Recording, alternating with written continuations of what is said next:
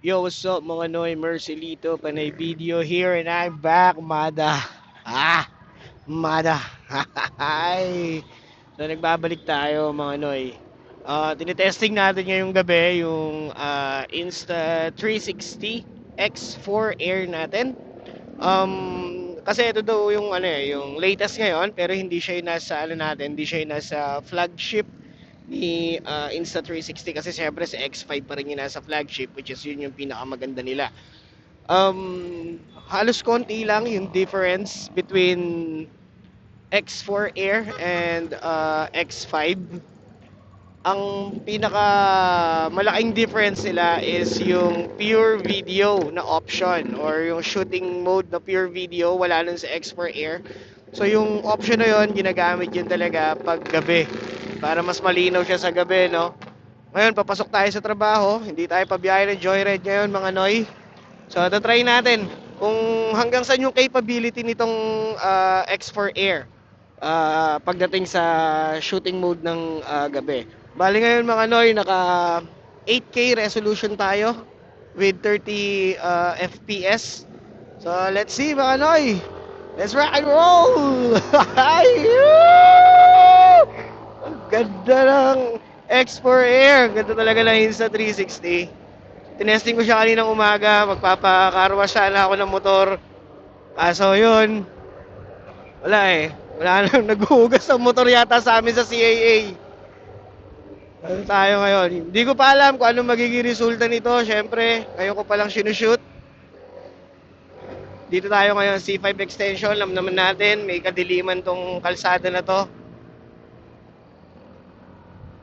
Ngayon ko pa lang talaga ito testing sa highway. As in, mga Noy.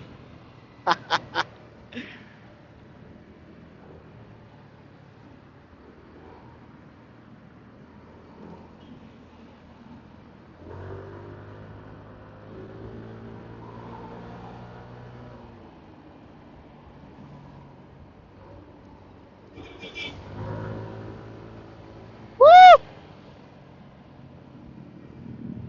Sarap bumiyahe sa gabi. Pero ayoko ng GY. Ayoko ng graveyard.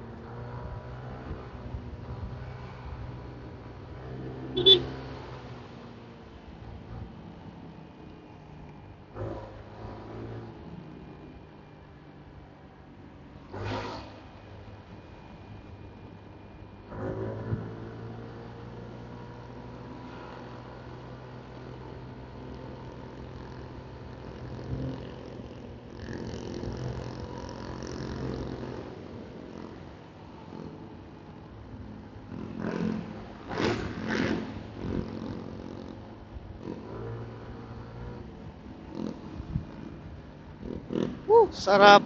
Walang kainit-init. Dadating tayong fresh sa office. Tapos mamaya, syempre GY, log 2 sa training. Ay! Good thing pa dito mga Noy, etong ano ko, ah, GoCom 4 noisy intercom, nag-connect siya. So yun yung ginagamit nating mic ngayon. Yung ginagamit natin sa Hero 4 natin na mic before, eto siya. Gamit ko ngayon sa X4 Air natin.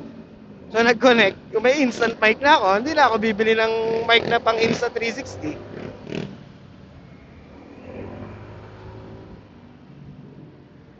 Alright sa goods, mga Noy. Sana hindi masyadong traffic dito. So may ginagawa, ano.